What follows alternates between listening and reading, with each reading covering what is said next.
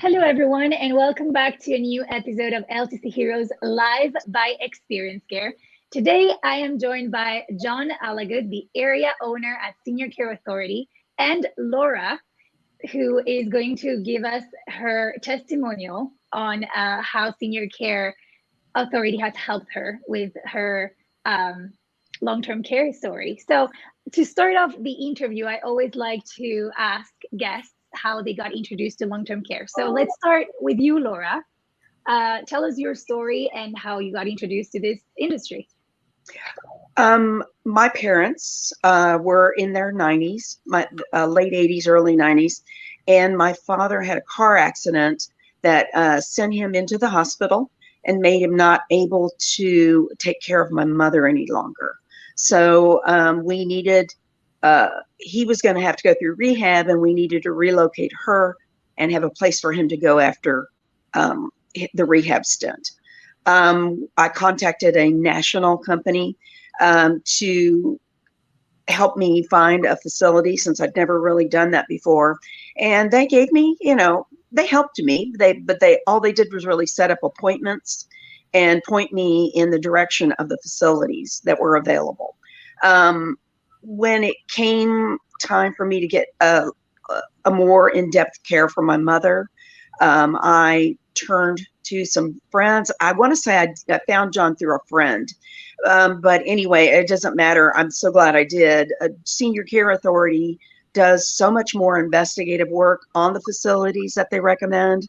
They give you, he actually went to the appointments with us because he knew the facility owners, managers, whatever, and was able to speak more freely and ask questions that we wouldn't know to ask when we went to the facilities, which I think is critical because, again, as a novice, you don't know what you don't know. So you don't know what to ask.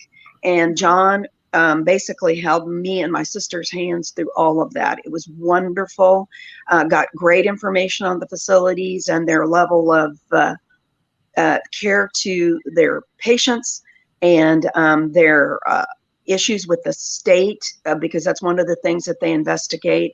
And it was really important to know the number of falls they'd had on, in the facility and that sort of thing, the kind of care that they give to the patients. So it's really been awesome to the point where when they changed management at the facility we moved them to, I had to move my parents yet again. And I reached out to John and they helped a second time.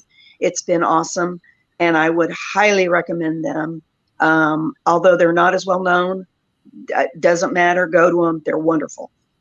Awesome. Well, John, I'm going to throw the ball at you now. Tell us your long-term care initiation story. How did you start working in this area? Oh, wow. My family lived with Alzheimer's from 1996 to 2006. And looking back on it, Doria, we made every mistake you can possibly make in that process. I remember at one point, my mother was on the edge of bankruptcy over memory care costs. And it wasn't until after that I saw that there was an industry of people helping walk families through that. And that surprised me because we had no assistance. We had no advocate. We were wandering through memory cares by ourselves. And then I thought about the real estate agents that I've worked with in the past. And I've worked with some amazing real estate agents. I mean, they'll look at the ceilings. Okay, those cracks are normal. They're just settlement cracks. You don't have to worry about that. Here's what the schools are like. Here's what the property taxes are. And I thought, this is so much more expensive and so much harder a decision. It made so much sense to have that kind of advocacy. So that led me to go in and be that for families. Awesome. So now tell us about Senior Care Authority. So what types of services do you guys provide, and what are the types of, how are the people that are coming to you? What's the typical family member that comes to you and asks questions, and take us through that? Right. So the typical family that's reaching out to us is someone that is under some stress. They have someone that they care about, but they are not sure that they're safe, and they're not sure how to get them to where they're safe. So it's less often someone thinking, well, I think I might want to move to a retirement community because they have a golf course. And so occasionally we help a family like that, but that's not our sweet spot. Our sweet spot is helping people like Laura be able to sleep at night knowing their mom or dad are okay. And the vast majority of the time, the way they find us is from someone they trust, either a friend, a doctor, an attorney. Someone says, oh, you have a hard decision to make. Here's someone that can help you. So I lead a team in North Texas helping families make those decisions. There's 1,000 options in the Dallas-Fort Worth Metroplex, which is just overwhelming. And then I have Senior Care Authority colleagues around the country. So when the need is in another metro, well, then I have someone like me that knows those locations. They know those leadership teams. They know their safety histories. So, but my team's focused in North Texas. I also work at the national level, though, with our trade association. So sometimes I wear the national hat with the National Placement Referral Alliance. Awesome. And we will get more into details on exactly the services that you guys provide and how, and let everybody know how they can reach out. So let me go back to Laura really quick. Laura, tell me, well, I think you already told us how happy you are with Senior Care Authority and how highly you would recommend it. But if you would have to recommend it to a friend or a close peer, what would you say to them to reassure them? What were the highlights of your process with Senior Care Authority? Senior Care Authority took care of so many things. I mean, like even when it came to a mover, when we moved them from the one facility to another, I got recommendations from John on a mover, and then when we moved him again, same sort of thing. He's helped me with the smallest things as well as the most important things, which is obviously the facility and their care that they give to your loved one. But just guidance, honestly, because again, it's one of those situations where you don't know what you don't know. So you don't know the right questions to ask. You don't know the right people to go to. And John is very good at guiding. And I'm sure the other companies that he has across the nation are the same way. But he's very good at guiding people to the small things as well as the big things. And again, to me, the care that my parents were going to get and the attention to detail that the facility was going to give was going to be more important to me than just about anything. Awesome. Thank you so much, Laura, for this testimonial. It was super helpful, and I'm pretty sure people are going to love to hear it from firsthand clients. So thank you so much for joining us today. Oh, thank you so much. I appreciate it. Bye-bye. Thank you. Bye. So, John, let's talk about one of the first services that you guys provide, which is kind of what we covered so far. It's placement assistance. So if you could give a couple tips to any family member that is going through these challenges right now and that is asking themselves a million questions about what do I do now, who I reach out to, etc. What advice would you give them in terms of finding the right decision for them and finding the right care for their loved ones? Right. Well, the first thing I encourage a family to think about, the first question is not where, the first question is who. And what I mean by that is who is going to be the advocate for this loved one in your family, because that's the one that they're visiting, they're aware of the leadership team. They're the person that the team there knows, okay, this resident that we have has an advocate. So thinking of who that is a good first step. And then the second is a triplet of things that it's important to understand about any location they're considering: care, cost, and safety, and also how those will change over time. And each one has a lot of components and a lot of depth to it, which is why I always recommend families work with an in-person agent. So the National Placement Referral Alliance is a trade association for senior placement agents that has a code of ethics, a set of best practices. These are diligent agents who are working in person with families. So anyone around the country can go to the NPRA website, npralliance.org, and find an agent who is following those best practices and providing those services. So that's kind of the initial encouragement that I give to families. That's very helpful. Even more when you really don't know who to reach out to and what to do next. That's really helpful. What are some of the most common questions that family have in these periods of time? Yep. So there's a handful of different types of questions that we get a lot. And frequently dementia is involved in what they're dealing with. Not always, but it's common. So understanding what's significant and not significant, what are the signs they need to watch for that they need to make a move. It can be hard because it's a bit like boiling a frog, because these things get more difficult small step by small step. And then you just find yourself at a point where maybe mom or dad has wandered down the street. And then you realize in a panic, oh, they are not safe where they are. So being able to navigate those questions of the implications of dementia and how to address it. A second category we get a lot of questions about is the cost, because it's the cost of a house and the trust of a marriage all wrapped up into one decision. And the costs are significant. So in the United States, the average monthly cost for assisted living is 3 times the average mortgage, just to give a sense.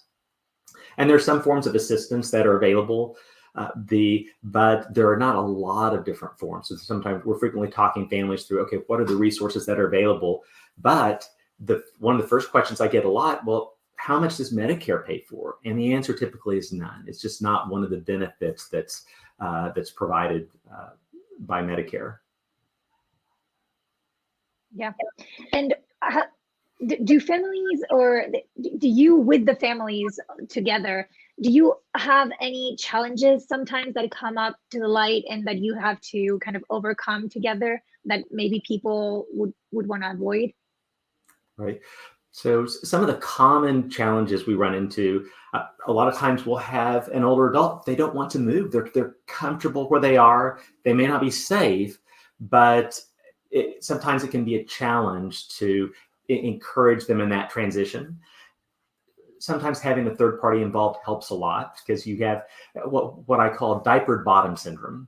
So no one wants to be told what to do by someone whose bottom they have diapered, and it doesn't matter how old they are now. So there's a lot of history that any of us would have with our own family, that when you have an outside party coming in as an expert in that area, it's just easier for them to bring that. And we've had cases where we thought, oh, this is going to be a knockdown, drag out fight. And it turned out to be okay. But we kind of go in loaded for bear, and then we're kind of ready as the challenges come up.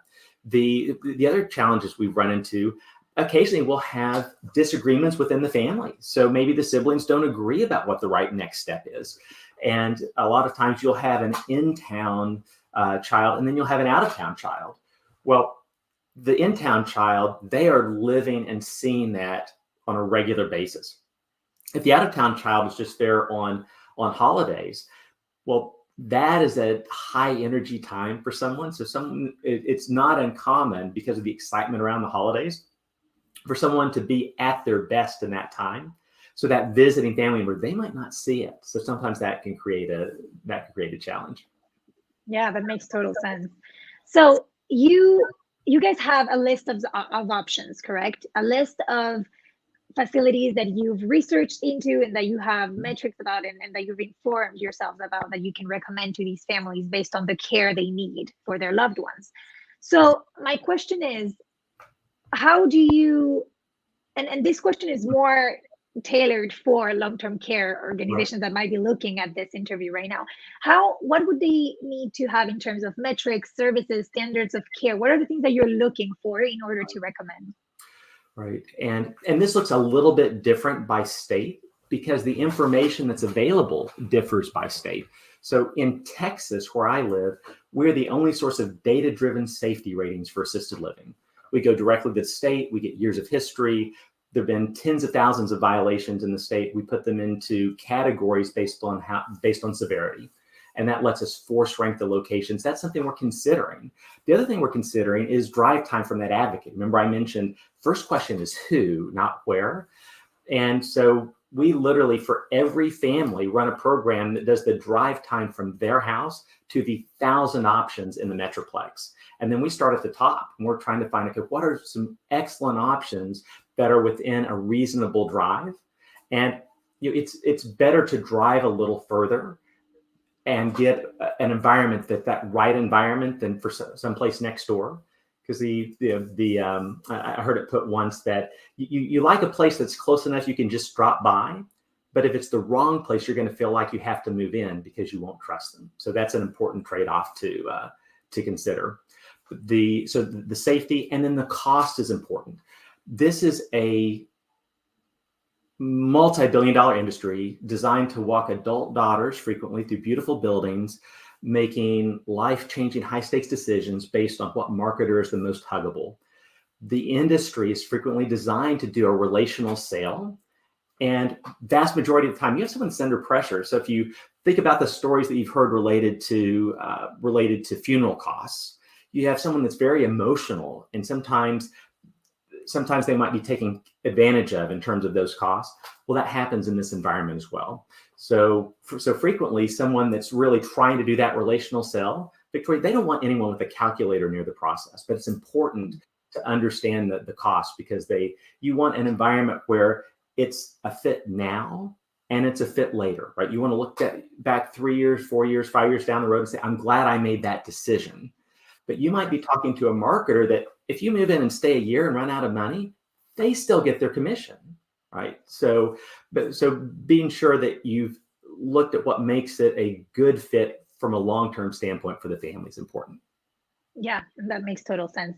So another one of the services that you provide is elder care consulting. So would you mind giving us like a brief summary of what does that entails? Yeah, I'd be happy to. So sometimes we're helping a family and finding that safe environment, but that's not the point that they're at. But they need help with peace of mind visits. Maybe they're traveling, they want someone to go visit and check on mom, or join on doctor's visits, or help arrange for certain kinds of resources. So we can provide those on an hourly basis. Just the economics of our placement is typically, it's similar to a realtor or an apartment locator. Whatever location the family chooses pays us a commission. So those services are typically at no charge to families. But a family says, hey, we just appreciate it if you'd come by once a week and check on mom and report back to us because we're out of town, or join on doctor's visits and such, then our team members can help with that. That's really interesting. And how involved are you in this process? So as we are, everything we do with families, we're very hands-on. So it's very personal. Much of it is in person. And that's important, right? Because this business is all about people. And so when we're making introductions, we're making them in person. When we tour a place with a family, the first thing we do when we leave the building is say, well, what are your thoughts and impressions? Because that's the best point to capture that. But then we can also highlight the things that the marketer was sharing about the building, what they can do. They do that really well. But this bit or two that they talked about, they try, but they're not going to be as successful as actually delivering that. So we're able to help the family kind of interpret. Now, another service that we provide in person is we call Beyond Driving with Dignity. So we help families make some of the most difficult decisions that they have in life related to aging. And one of those is a decision regarding when to give up the keys. And we have a process that lets us sit down with an older adult and help them do a self-assessment that we find has a huge success rate in helping them make an informed, safe decision regarding driving for them. And sometimes that might be someone saying, you know what, I think I'm not going to drive at night anymore.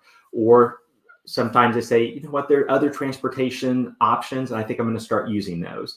And Tori, the difference between someone deciding, okay, I'm not going to use those keys anymore, and being told I'm taking the keys away, the impact on their dignity is significant. And one of the hats that I wear, I'm finishing up a PhD in applied gerontology, and that impact in terms of dignity, that can actually impact their health and their length of life and their quality of life. So navigating these difficult decisions in the right way can really make a difference. And is that related to your third service called Advocacy and Family Coaching, those informed decisions? And yes, so that would be informed, and this would be more tailored to seniors, correct, or family as well? So the Beyond Driving with Dignity, we're typically working with the family, but when we're helping the older adult with the self-assessment, it is our advocate sitting down with that person. That's a one-on-one conversation that we can do in an afternoon with a number of exercises. And there are ways that it's really an interesting program. We started doing this a few years ago, but the program was developed sometime back by a Ohio State Highway Patrolman who retired, and he said he had just gotten tired of doing those calls where you would knock on the door and inform someone that someone had passed, because so often that was happening because of a driver that maybe should not have been driving. So he's actually created this program that helps people make that safe decision. And I wish we knew how many lives he's saved through that, but For sure. For sure. Thank you, John, for those explanations. It's very clear how you guys are helping this industry, and it's really inspiring. So thank you for what you're doing. So to close up the interview today, I want to do kind of a fun game that we call the rapid fire question. So for everybody else out there that's watching us, John has not seen these questions, so this is going to be a bit of a surprise, but hopefully insightful. So let's start with the first one, John. What is the book or books you've given the most as a gift, and why? There's a book called Carry On, Mr. Bowditch, and it is a biography, but it's appropriate for elementary school age. But I think that the story is meaningful at any age. It's about a boy who grew up in the time of the Revolutionary War, who worked on a ship and eventually became a ship's captain. And he was just an amazing young man, wanted to go to school, couldn't go to school, but it showed the ways that he enabled and furthered his own education with what he could. It's just a great, so anytime I'm giving a gift for a young person, I like to give that book, Carry On, Mr. Bowditch. Awesome. Second question. In the last 5 years, what new belief, behavior, or habit has most improved your life? I have been struck by online video conference like what we're doing now. Victoria, that impacted our business. I told you, we're in person with families. And then when COVID hit, it wasn't safe. So we transitioned to Zoom. And frankly, I was really nervous about it. But I found out that that so much can come through in terms of a person's personality and their character online. It's not as good as being in person, but it was much better than I feared. And it had a silver lining. And here's the silver lining, that there were family members that were remote, that they wouldn't have been able to join in person. Well, now they could.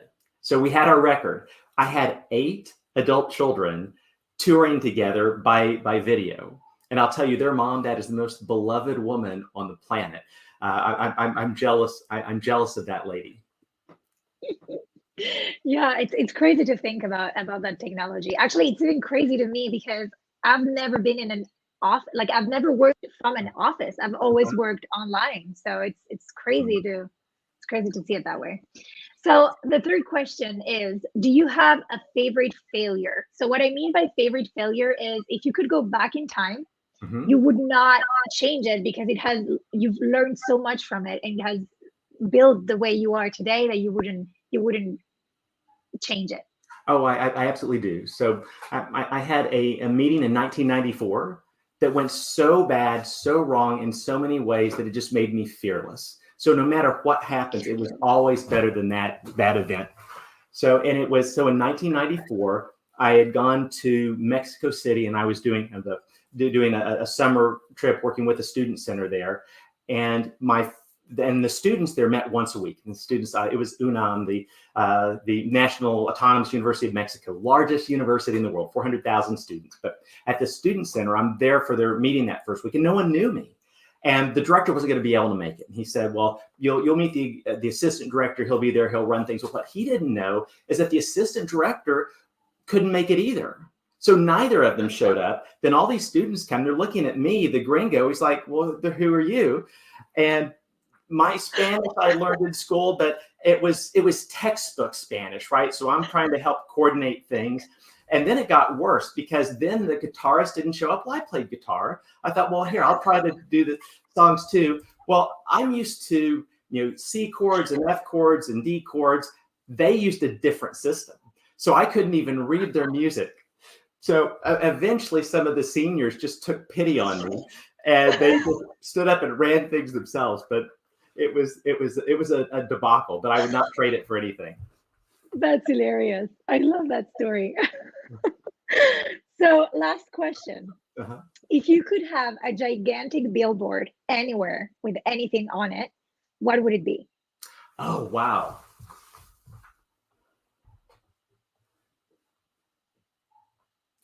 I have a sign in my office that I like. It's from my dad, and it says, "Don't look back. You're not going that way."